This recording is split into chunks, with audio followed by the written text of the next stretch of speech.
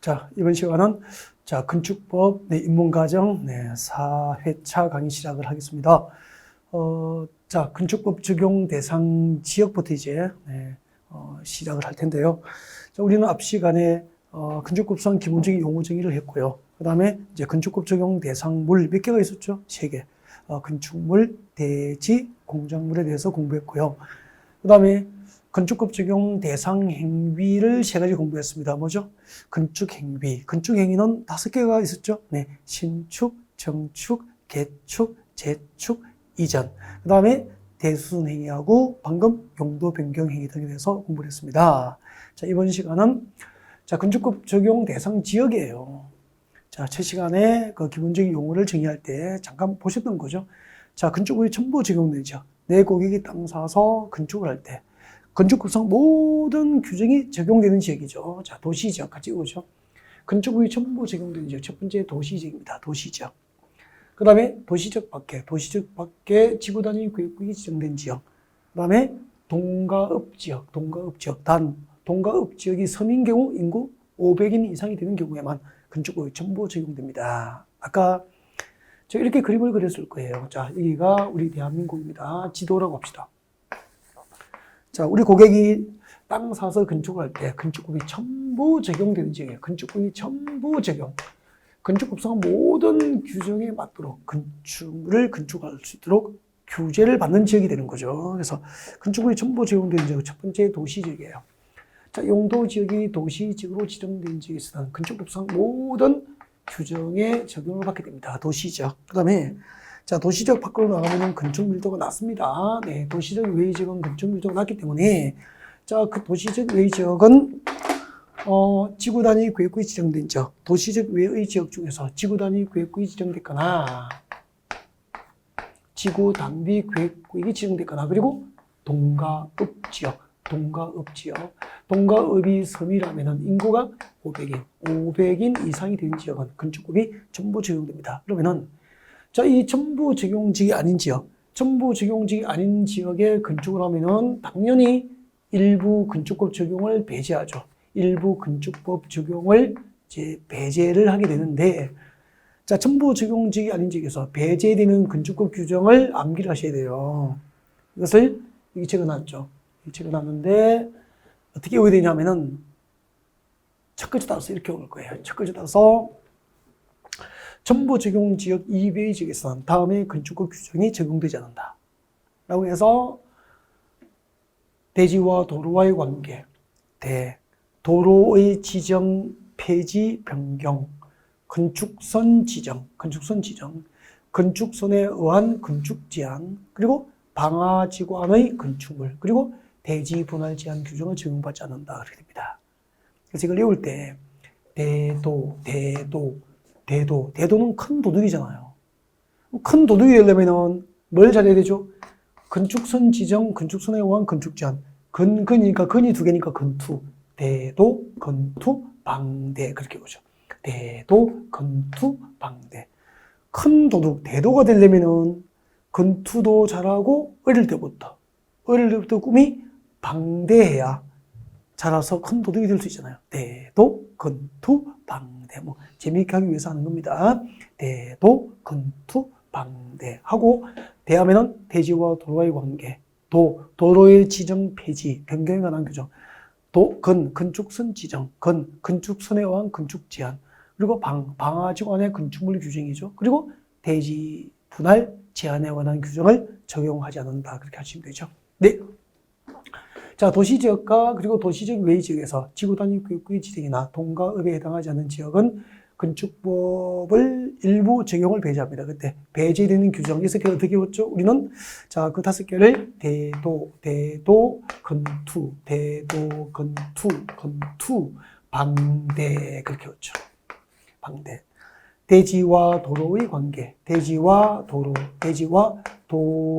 관계죠.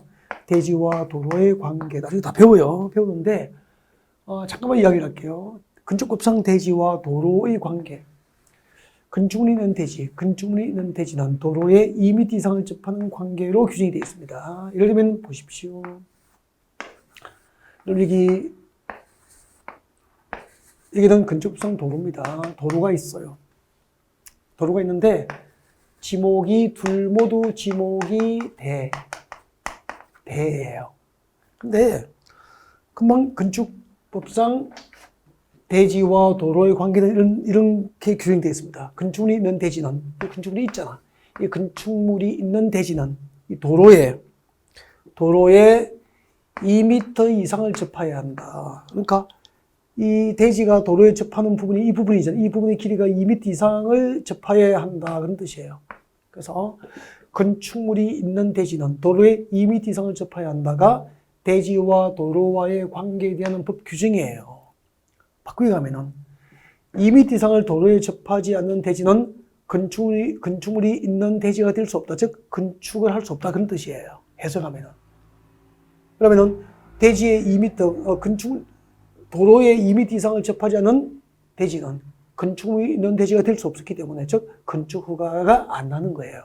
맹지라고 취급해버린 거죠. 그럼 위에 봐요. 위에는 도로에 접하는 부분이 없으니까 맹지잖아요. 그럼 여기 건축을 하는 방법은 이런 허가가 안 나니까 여기에 지역구를 설정합니다. 아니면 소유구를 취득하면 더 좋죠. 3위는. 이렇게 해서 여기에 도로에 접하는 부분이 최소 몇 미터? 2m를 확보하면은 이 골목 안쪽에도 건축물을 건축할 수 있게 되는 거죠. 이렇게 건축물이 있는 대지는 원칙적으로 도로에 2m 이상을 접하여야 한다라고 하는 규정이 대지와 도로와의 관계 규정이에요. 그러면은 도시적 밖에 건축을 하는데 지구 단위 계획구의 지정이 없고 동가읍에 해당하지 않는 지역에 건축을 할 때는 대지와 도로와의 관계 규정이 적용되지 않기 때문에 2m 이상을 접하지 않더라도 건축이 허가가 날 수 있다는 겁니다. 그 다음에 원칙이 그렇다는 거죠. 왜냐하면은 왜 건축물이 있는 대지는 도로에 2m 이상을 접하도록 법을 만들었을까? 그 이유가 이 건축물을 이용하는 사람들이 재난이 발생하면은 화재라든지 홍수라든지 지진이 발생하면은 신속하게 어디로 뛰어야 되죠? 도로 쪽으로 뛰어서 신속하게 안전한 대피를 해야 되잖아요. 그래서 재난 발생 시 대피를 목적으로 건축물이 있는 대지는 도로에 2m 이상을 접하도록 대지와 도로와의 관계를 법으로 만든 거예요. 이해가 되죠? 그 다음에 도로의 지정이죠. 도로의 도로의 지정, 폐지, 변경에 관한 규정을 적용하지 않죠. 이것도 나중에 배우게 될 텐데, 허가권자가 도로를 지정할 때는 이해관계자의 동의를 얻어야 한다는 규정이 도로의 지정에 관한 건축법상 규정이에요. 이런 법 규정을 도시적 밖에서는 적용하지 않는다 그런 뜻이죠. 그 다음에 건축선 지정입니다. 건축선 지정이나 또 건축선에 관한 건축 제한 규정을 적용하지 않습니다. 그러면은 건축선 지정이나 건축선에 의한 건축 제한 규정을 적용하지 않는다를 이해하려면 건축선이 무엇인지 용어를 아셔야 되죠. 그래서 여러분들 건축선을 입문과정이니까 건축선을 잠깐 개념을 설명드리겠습니다. 건축선이 무엇일까? 이겁니다. 건축선 보십시오. 우리 건축법상 도로의 소유 너비는 몇 미터 이상이 원칙이죠. 건축법상 도로는 보행과 자동차 통행이 모두 가능한 소유 너비 4m 이상을 도로의 소유 너비를 하는 게 원칙이잖아요. 그래서 4m 이상 도로에 대지가 접하고 있습니다. 대지가 접하고 있으면은 건축선이 뭐냐면은 건축법상 건축선은 대지와 도로의 경계선으로 한다. 이게 원칙이에요. 대지와 도로의 경계선이 이거잖아. 이것을 건축법상 건축선으로 하는 게 원칙이에요. 그러니까 건축선은 이 대지에 건축을 허용하는 건축 허용 한계선을 말하는 거예요. 그러면은 이 대지에 건물을 지을 때는 이렇게 지으라는 거죠. 그래서 건축 허용 한계선이 여기까지니까 이 허용 한계선, 건축선의 수직면을 넘는 구조로 돌출하여서 이렇게 건축을 못하도록 규제하려고 그 둔 선을 뭐라고 하죠? 건축선이라고 합니다. 이 대지의 건축주가 건축을 할 수 있는 건축 허용 한계선은 여기까지다는 뜻이고요. 이 대지의 건축하는 건축물은 건축 허용 한계선, 건축선을 1mm도 넘어서 도로로 돌출할 수 없도록 그 한계선을 그어둔 것을 건축선이라고 하고, 건축수는 대지와 도로의 경계선을 건축수로 하는 게 원칙이다 이 말입니다. 반대쪽에도 대지가 있을 거 아니에요. 이 도로가 건축수상 도로의 소유너비 4m 이상 도로의 대지가 접하면은 대지와 도로의 경계선을 건축선으로 하는 거예요. 그러면은 도시적 밖의 지구단위 계획구역과 동가업지권 건축법이 전부 적용되기 때문에 건축선 지정이나 건축선에 의한 건축 제한 규정이 다 적용되지만 도시적 밖의 지구단위 계획구역이 지정되지 않고 동가업이 아닌 지역에 이렇게 건축을 하면은 건축선 지정 그리고 건축선에 의한 건축 제한을 받지 않는다는 뜻이에요. 그래서 도시적 밖의 관리적, 농림적, 자연환경 보전 지역에서는 대지와 도로의 경계선을 건축선으로 하고 건축 규제를 하지 않는 거죠. 이 법이 적용이 안 되니까. 건축법. 자, 대지와 도로의 경계선을 건축선으로 하고, 건축선은 대지에 건축을 허용하는 건축 허용 한계선을 건축선이라고 한다. 건축법상 건축선은 원칙적으로 4m 이상 도로의 대지가 접하고 있을 경우에는 대지와 도로의 경계선을 건축선으로 한다. 그렇게 하면 되고요. 만약에 하나만 예외를 보여드릴까요? 만약에 도로의 너비가 2m예요. 2m.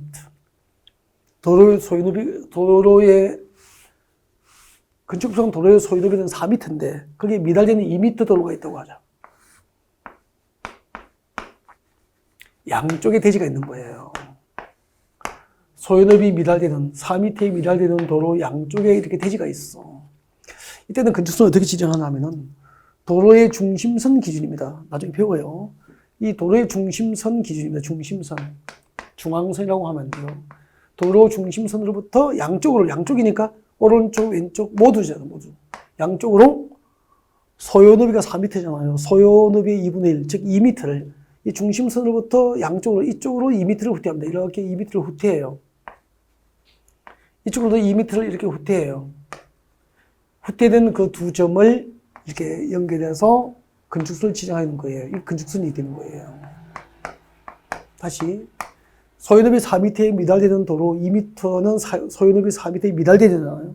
미달되는 도로 양쪽에 대지가 있으면 건축선을 어떻게 지정하죠? 그 도로의 중심선으로부터 양쪽으로 각각 소요너비는 4m니까 4m의 2분의 1, 즉 2m를 소요너비의 2분의 1을 2m를 양쪽으로 각각 이렇게 후퇴해서 후퇴된 점들을 연결하면은 이게 건축선이 되는 거죠. 그리고 건축선하고 도로 경계선 부분의 면적, 제가 피끔 치고 있죠. 건축선하고 도로 경계선 부분의 면적은 대지 면적에 포함됩니까? 제외될까요? 제외되는 거죠. 그럼 이게 건축선이니까 이 대지에 건축을 한 건축주는 이 건축 허용 한계선 안에만 이렇게 건축을 법적으로 할 수 있게 되는 것이고, 이 건축선의 수직면을 넘는 구조로 도로로 이렇게 돌출해서 건축물을 건축할 수 없도록 건축선 제도를 두고 있는 거예요. 그 다음에 방이 뭐죠? 방화지구 안의 건축물이죠. 방화지구 안의 건축물이죠. 우리 그 국토계획법에서 방화지구를 배우잖아요. 방화지구는 용도지구예요, 용도지구. 그죠? 화재를 예방할 몫으로 지정한 용도지구죠. 그러면은, 한번 봐요. 여기 방화지구, 이 동네에 방화지구가 지정되면은 화재를 예방하기 위해서 이 방화지구 안에 건축하는 건축물은 건축물의 주요 구조부를, 오늘 주요 구조가 뭔지 알죠? 내기, 바보지, 계단에서 내력벽, 기둥, 바닥, 보, 지붕틀, 주계단. 자, 이 건축물의 주요 구조부를 내화 구조로 합니다. 견딜내, 불화, 화재에 견딜 수 있는 성능을 갖춘 구조로 건축합니다. 그리고 불에 연소되지 않은 불연재료를 사용해서 건축을 해야 되는 거예요. 그러면은 방화지구 안에 땅을 사서 건축할 때는 건축의 주요 구조를 화재에 견딜 수 있는 성능을 갖춘 내화 구조로 하고, 또 건축재는 불연재료, 불에 연소되지 않은 건축재료를 써야 되기 때문에 평당 건축비는 비싸지만 화재에 대한 안전이 확보되잖아요. 이런 방화지구 안의 건축물 규정도 도시적 밖의 지구단위 계획구역이나 동가업에 해당하지 않는 지역에 건축할 때는 방화지구 안의 건축물 규정도 적용하지 않는다는 뜻이에요. 그 다음에 대지 분할 제한이죠. 대지 분할 제한. 대지 분할 제한. 대지 분할. 건축부에서는 대지 분할을 제한합니다. 왜냐하면은 여러분 200평 대지를 딱 절반 분할하면 100평이 되잖아요. 양쪽이. 또 분할해버리면은 50평이 돼버리잖아요. 각각. 또 분할해버리면은 25평이 돼버리잖아요. 여러분 25평 대지에 건축을 하면은 대규모 건축물입니까? 소규모 건축물입니까? 소규모 건축물이 밀집을 하잖아, 도시에.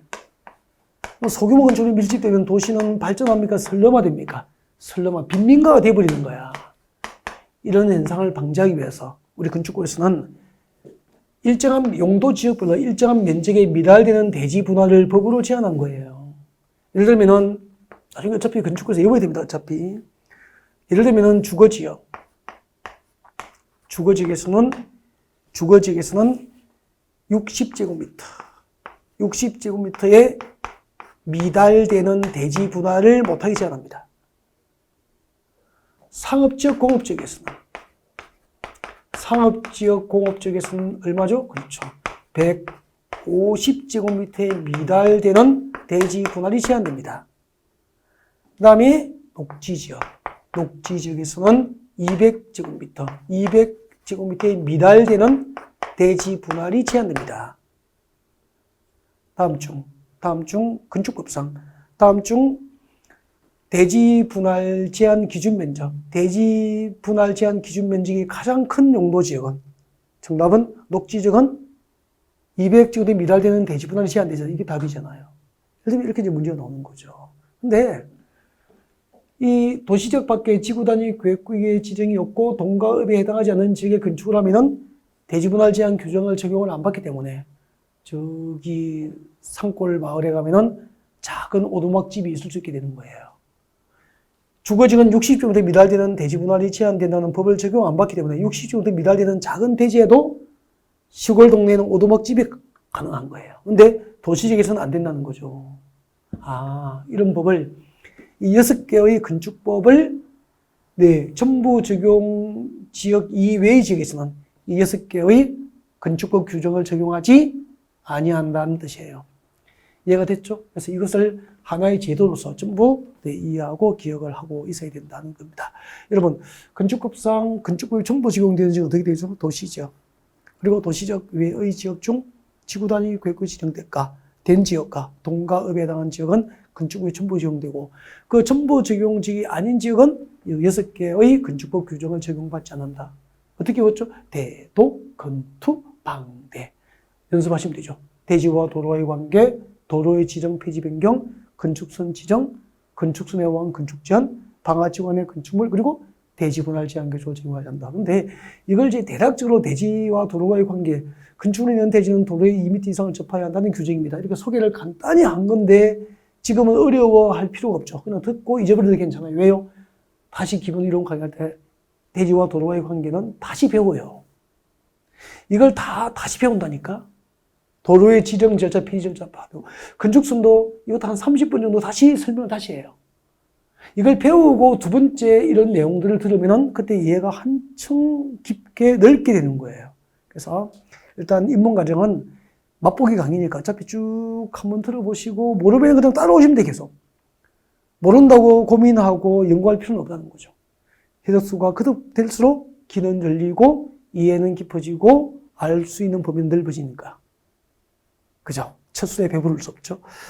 자, 그 다음에 이제 건축법에서 건축협정 제도죠. 건축협정. 참, 건축협정하고 이제 그 다음에 공부할 결합건축제도는 신설된 거거든요. 네. 한 3, 4년 전에 신설돼가지고 최근에 꾸준히 출제가 많이 되고 있어요. 네. 건축협정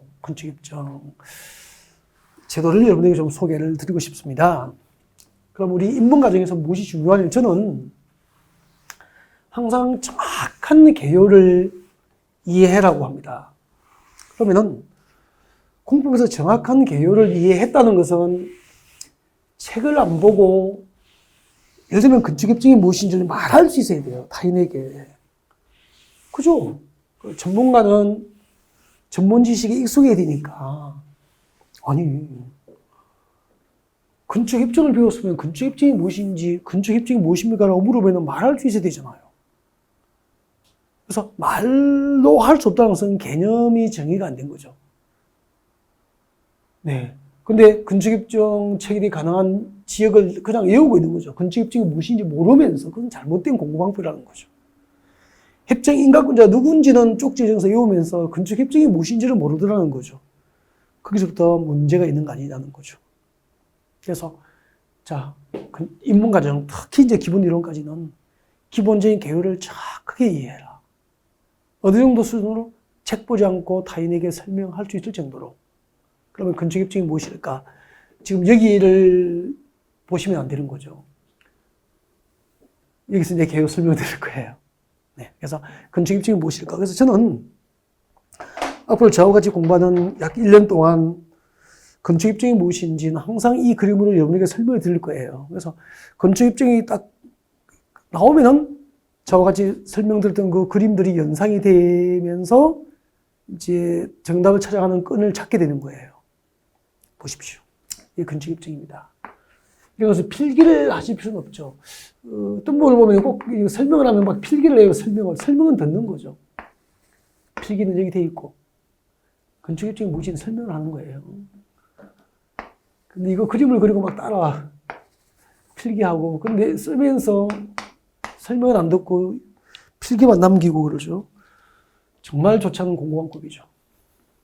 보시겠습니다. 건축협정이 뭐냐면은 이게 4개의 대지가 있어요. 4개의 대지가. A, B, C, D 4개의 대지가 있어. 그럼 우리 조금 전에 건축법상 대지와 도로와의 관계가 뭐죠? 건축물이 있는 대지는 도로의 몇 미터? 2m 이상을 접하는 것을 원칙으로 한다는 거죠. 근데 D 대지는 이게 도로에 접하는 부분의 길이가 1.5m예요. 1.5m. 2m 이상을 접해야 되는데 1.5m 접한다고. 그럼 대지와 도로와의 관계 규정에 의해서 D 대지는 단독으로 건축할 수 있다, 없다? 없다. 건축은 안 나요. 건축 못하는 대지예요. 땅이에요.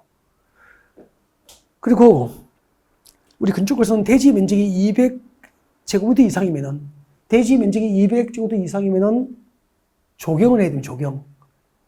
그래서 대지의 일정한 부분을 건축을 하지 않고 조경 조치를 해야 돼요. 조경. 나무 심어야 됩니다. 그리고 대지 면적이 일정한 기준 이상이면은 주차장법상 부설 주차장 설치 기준에 따라서 부설 주차장을 만들어요. 주차장을. 주차장 면적을 확보해야 돼요. 나머지 대지에다 건축을 하겠죠. 여기다 같이. 건축을 하게 됩니다. 그래서 D 대지는 건축할 수 없고 A, B, C 3개의 대지에 건축을 했고 연면적이 각각 1000제곱미터예요. 그러면 연면적 4개의 대지의 연면적 합계 얼마죠? 3000제곱미터. 연면적 합계 3000제곱미터로 건물을 지을 수 있게 된다 이 말이야.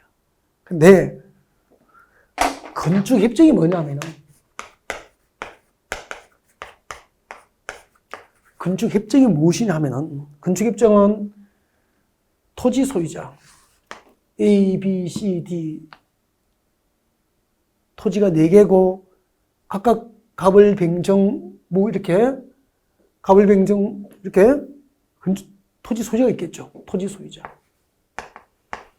소유자 건축물 소유자 기존 건축물이 있을 경우 건축물 소유자 토지 소유자가 건축물 소유자 토지의 지상권자가 있으면 지상권자 토지 소유자가 건축물 소유자 지상권자 전원합의로 전원이 합의해야 돼. 전원이 합의서에 도장을 꽝 찍어야 됩니다.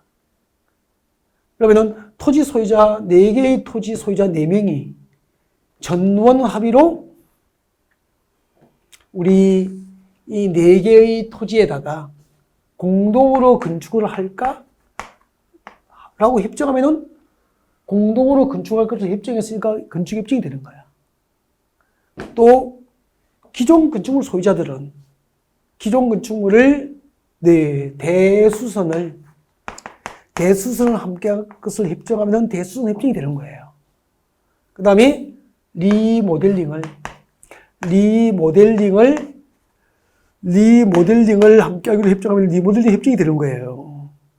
이것을 앞에 대표적인 건축협정, 대수선협정, 리모델링 협정이 가능한데 이걸 뽑아서 제목을 뭐라고 붙인 거죠? 건축협정이라고 붙인 거야. 4개의 토지 소유자가 4개의 토지를 대상으로 공동으로 건축하기 위해서 협정한 게 뭐죠? 건축협정이라. 건축협정은 토지 소유자, 건축 소유자, 지상권자가 있으면 전원 합의가 필요한 거야. 그러면은 토지 소유자 모두가 합의하더라도 지상권자가 반대할 경우에는 건축협정을 할 수 없다. O 믿겠습니까? O. 지상권자가 반대했으니까 전원 합의가 아니잖아요. 예를 들어 시험 문제가 그렇게 나오는 거야. 그러면은 이렇게 4개의 토지 소유자가 여기다가 공동으로 건축을 해서 협정하면은, 건축협정을 하면은 손해가 있어야 됩니까? 이익이 있어야 됩니까? 어드밴티지가 있어야 협정을 할 거 아니에요. 얻는 이익이 있어야. 그죠? 맞벽 건축 시 대표적인 거 소개할게요. 맞벽 건축. 맞벽으로 건축하면은 맞벽 건축이 뭐냐면은 맞벽을 건축하면은 건축물을 벽을 마주보게 붙여서 건축하는 게 맞벽 건축이에요. 맞벽. 벽을 맞대어 건축한다 이 말이에요. 맞벽 건축 시 공동으로 건축을 신청할 수 있어요. 공동으로 건축허가를 신청할 수 있어요. 그럼 보십시오. 맞벽으로 건축하면 공동으로 건축을 신청할 수 있으니까, 그 다음에 또 하나가 이 4개의 대지를 대상으로 각각 건축법을 적용하는 것이 아니고 건축협정이 체결된 연접한 대지 4개를 대상으로 건축법을 통합 적용해 줍니다. 일부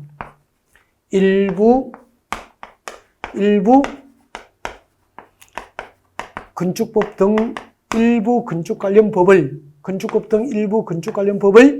통합 적용해요. 통합 적용해 줍니다. 예를 들면은 대지와 도로의 관계 통합 적용해줘요.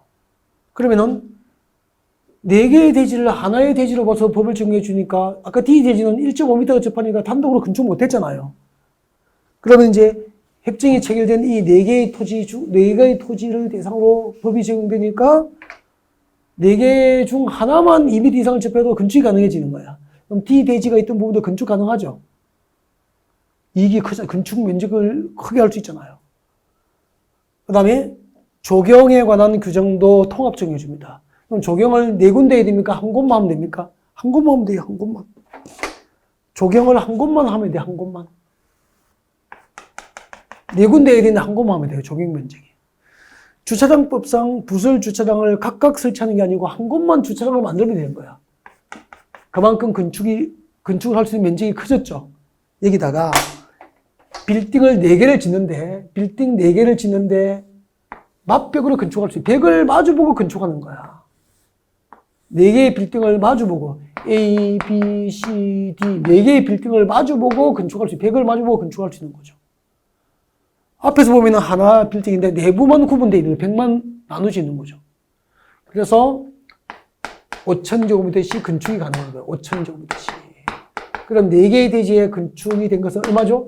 2만 제곱미터의 건축 면적을 확보할 수 있잖아요. 각각 건축하면은 3,000제곱미터인데 4개의 대지에 D 대지는 건축도 못 하는데 조경도 4군데 해야 되는데 주차장도 4곳이 다 각각 구해야 되는데 그죠? 그만큼 면적을 줄여서 건축 면적을 크게 하니까 큰 4개의 빌딩을 건축해서 그만큼 경제적 이익이 건축주의 경제적 이익이 폭발적으로 증가할 수 있잖아요. 그래서 도입된 게 건축협정 제도예요. 이 제도를 4, 5년 전에 왜 우리나라 국회에서 통과시키느냐 하면은 여러분 기억할지 모르겠는데 우리 도시및 주거환경 정비법상 정비 사업이 3개가 있죠. 지난주에 배웠잖아요. 주거환경 개선 사업과 재개발 사업과 재건축 사업이 있는데 제가 주거환경 개선 사업과 재개발 사업과 재건축 사업은 책을 보지 않고 개념을 말할 수 있을 정도로 반복하시라 그랬죠. 근데 주거환경 개선 사업, 단독주택, 다세대주택이 밀집된 지역에서 해당 지역에 부족한 정비 기반 시설과 공동 이용 시설을 확충해주고 주거환경을 그대로 보존하면서 점진적으로 정비 개량하는 방법을 하면 주거환경 개선 사업인데, 방금 말씀드린 단독주택, 다세대주택이 밀집된 지역에서 주거환경 개선 사업은 철거 방식입니까? 보존 방식입니까? 보존 방식이야. 그러면은 앞으로 단독주택, 다세대주택이 밀집된 지역은 옛날에는 재개발해서 전부 한꺼번에 철거해버리고 아파트 지었는데, 이제 그 재개발하던 지역을 주거환경 개선 사업을 통해서 해당 지역을 철거하지 않고 보존하면서 낡은 빌딩은 건축주가 개별적으로 리뉴얼을 다시 지어야 되는 거예요. 그때 사업성을 확보해주기 위해서 낡은 빌딩 4개를 가지고 있는 토지 소유자들이 협정해서 이렇게 건축협정을 통해서 건축을 하면 많은 경제적 이익을 누릴 수 있도록 만든 제도가 건축협정 제도예요. 그래서 우리나라 부동산 정책이 과거 재개발, 재건축, 즉 철거 방식 위주로 하다가 일정한 지역의 건물을 모조리 철거해버리는 철거 방식 대신에 그 지역의 건물을 그대로 보존하면서 낡은 빌딩을 개별 건축주가 리뉴얼할 때 경제성을, 즉 사업성을 확보해 주려고 건축급상 건축협정 제도가 도입됐다 이 말입니다. 그럼 앞으로 우리나라 부동산 정책은 과거처럼 전면 철거 방식 위주로 가겠다는 겁니까? 철거 방식의 보존 방식을 병행하겠다는 겁니까? 보존 방식을 병행하겠다는 거예요. 그렇게 해서 도입된 게 건축협정이야. 그러면은 주거환경 개선 사업에 대한 개념이 이해가 안 되면 건축급상 건축협정이 이해가 안 되는 거예요. 그래서 개요에 대한 이해가 필요하다고 말씀드린 거예요. 여러분 지금 저 강의를 들으신 분 중에서 2022년도에 34회 공인중개사 시험을 보신 분은 느꼈죠. 공법은 시원찮게 공부하면 가락을 면하기가 쉽지 않구나. 화려한 인터넷 쇼 강의를 들으신 분이 시험지를 받으면서, 그죠? 시험지를 받는 순간 하늘이 노랗게 되는 것을 느꼈습니까? 그럼 저하고 같이 하셔야 되죠. 건축협정입니다. 그럼 건축협정은 어디서 가능할까? 봅시다. 토지 소유자, 건축물 소유자, 지상권자 등은 전원 합의로. 그러면은 토지 소유자, 건축물 소유자가 찬성하더라도 지상권자 한 명이 반대하면은 건축협정은 법적으로 안 되는 거예요. 토지 소유자, 건축물 소유자, 지상권자 전원 합의로 다음 중 한 개에 대한 지역과 구역에서 건축물의 건축을 협정할 수도 있고, 건축협정, 대수선을 공동으로 할 것을 협정할 수 있고, 대수선 협정, 리모델링을 공동으로 할 것을 협정할 수 있는데, 이름을 건축협정이라고 붙였다는 거죠. 근데 건축은 뭐죠? 5개. 신축을 협정할 수도 있고, 정축, 개축, 재축, 이전을 협정할 수도 있고, 그게 건축협정이 되는 거예요. 그러면은 건축협정 대상지가 될 수 있는 곳이죠. 될 수 있는 곳. 국토교획법상 지구단위구역구역, 그리고 도시및 주거환경법상 재개발, 재건축이 아니고 보존 방식으로 하게 될 주거환경 개선 사업 목적의 정비구역, 주거환경 개선 사업을 목적으로 지정된 정비구역, 그리고 철거지가 아니고 존치지역 등은 건축협정 대상지가 될 수 있는 거예요. 그러면은 도시및 주거환경법상 전면 철거 방식으로 하게 될 재개발과 재건축 대상 목적으로 지정된 정비구역은 건축법상 건축협정 대상지가 될 수 없고, 주거환경 개선 사업 목적으로 지정된 정비구역만 건축협정 대상지가 될 수 있는 거예요. 이유는 보존 방식으로 가능하기 때문이에요. 중요하잖아요. 그 다음에 건축협정에 대해서 설명을 드렸고요. 그 다음에 이제 결합건축이죠.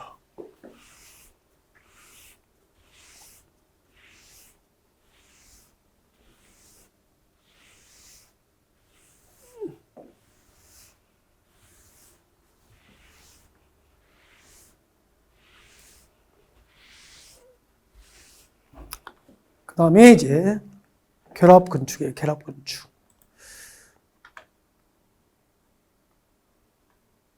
이게 이제 건축법 마지막 테마가 됩니다. 결합건축. 결합건축이 뭐죠? 라고 물으면은 책 보지 않고 개념을 말할 수 있을 때까지 개요 이해를 완벽하게 하십시오. 건축 입증이 뭐죠? 상상이 되죠. 아까 A, B, C, D 4개 토지. 자, 토지 소유자, 건축 소유자, 지상권자가 전원 합의를 통해서 건축을 공동할 것을 협정하거나 대수선이나 리모델링을 함께 할 것을 협정하는 것. 그것을 뭐라고 한다? 건축 협정이라고 한다. 건축 협정을 하면 어떤 효과가 발생하죠? 네.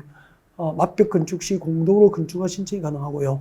그 다음에 또 건축 협정을 하면은 그 건축 협정에 체결된 연접한 대지 4개를 대상으로 아까 건축법 관련, 건축 관련 일부 법 규정을 개별 대지마다 적용합니까? 통합 적용해 줍니까? 통합 적용해 주는 이점이 있다. 이 정도 말할 수 있으면 되는 거죠. 그리고 이제 건축 협정이 가능한 지역이 어딘지 등은 소소하게 이제 따져서 공부하시면 돼요. 그 다음에 이제 지금 우리 시작하는 게 계략 건축이니까 계략 건축이 무엇인지에 대한 개요 설명을 드릴 텐데 여기는 개요 설명이 없잖아요. 법 조문. 조문을 보면은 개요 설명이 안 되니까 설명을 듣고 조문을 봐야 이해가 된다 이 말이에요. 그래서 지금부터 제가 설명드리겠습니다. 계략 건축이 무엇일까? 지금 미국의 대통령이 바이든이잖아요. 바이든 대통령이고 그 전에는 누구죠?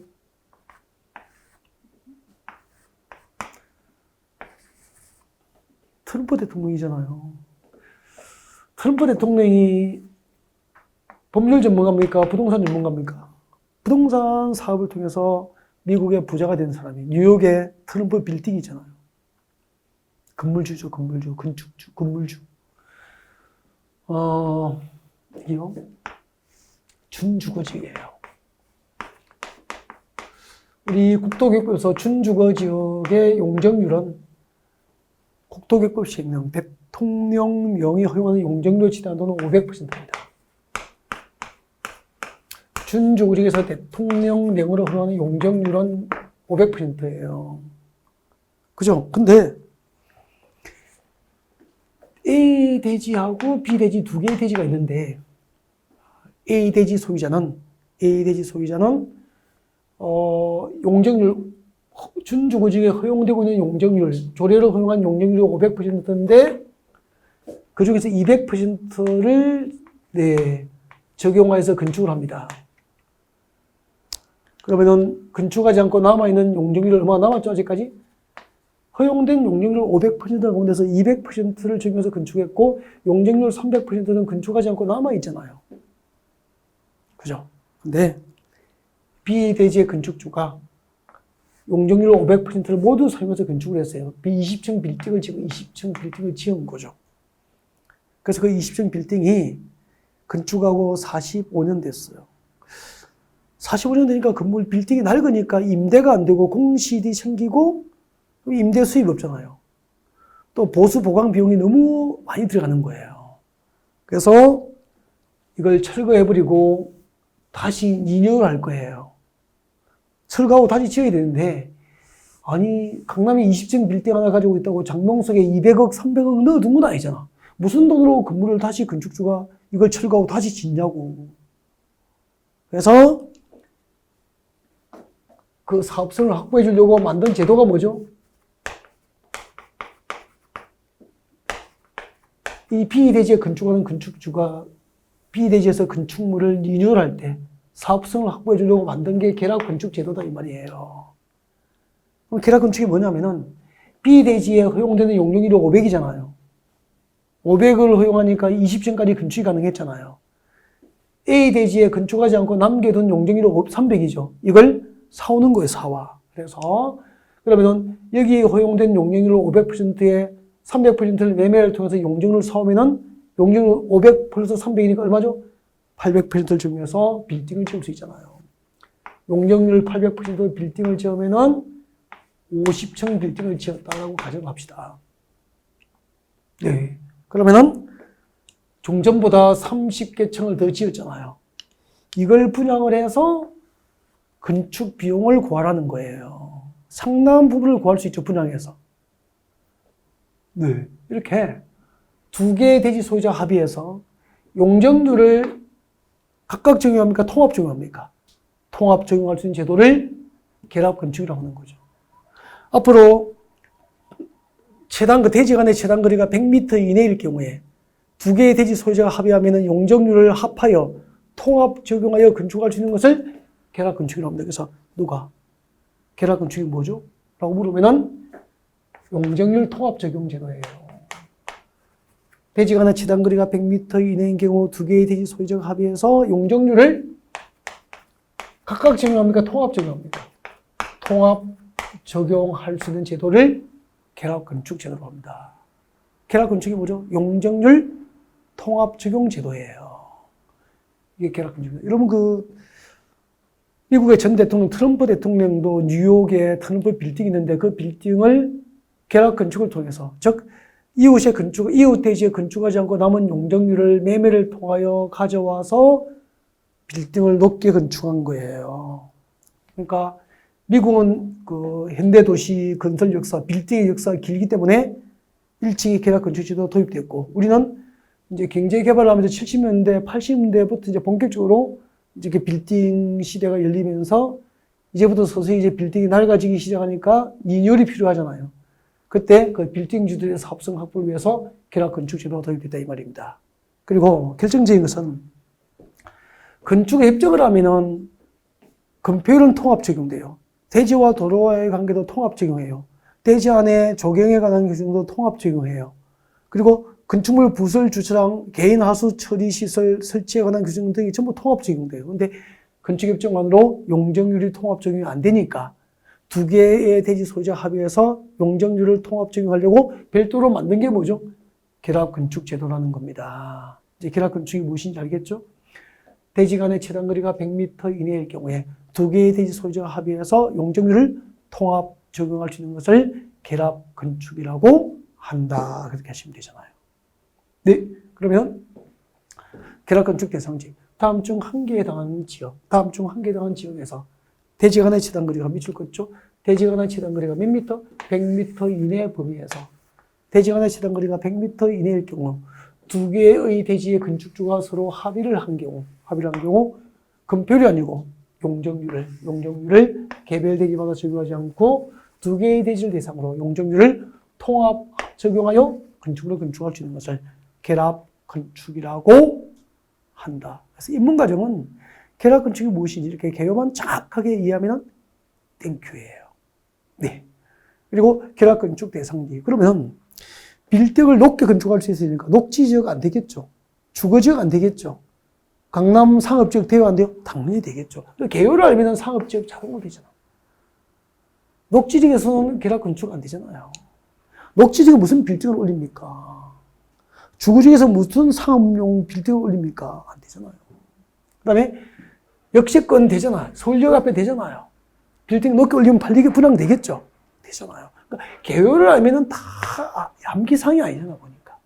그리고 도시 및 주거환경 업상 정비구역 중에서 보존 방식으로 하게 될 주거환경 개선 사업을 위한 정비구역만 계략건축 대상지가 될 수 있는 거예요. 그러면은 재개발, 재건축을 하면은 철거 방식이기 때문에 기존 건축은 전부 철거돼 버리기 때문에 건축주가 개별적으로 리뉴얼을 할 이유가 없죠. 그래서 재개발, 재건축 목적으로 지정된 정비구역은 앞서 조금 전에 공부했던 건축협정이나 지금 공부하고 있는 계략건축 대상지가 될 수 없는 거고 주거환경 개선 사업 목적의 정비구역만 계략건축 대상지가 될 수 있는 거예요. 네, 이 정도 하시면 될 거 아니에요. 나머지 내용들은 나중에 이제 기본 이론 강의를 할 때 이 개요만 이해되어 있으면 살짝 이렇게 우리가 언급을 하면 되는 겁니다. 여기까지가 이제 계략건축이고 건축법은 이제 마무리를 다 해드린 거죠. 건축법 적용 범위 위주로 이제 설명을 쭉 드린 것 같습니다. 네.